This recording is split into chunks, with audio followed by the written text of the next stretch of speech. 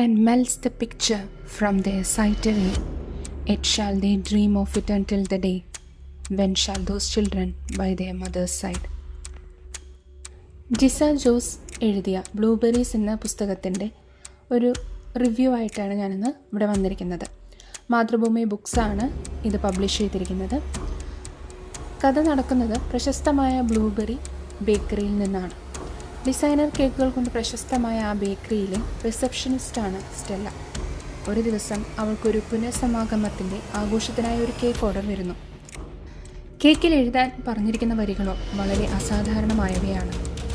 പക്ഷേ ആ കേക്ക് വാങ്ങാൻ ആരും തന്നെ വരുന്നില്ല. അടുത്ത ദിവസം ഒരു സ്ത്രീ വന്ന് അതേ കേക്ക് വാങ്ങുന്നു.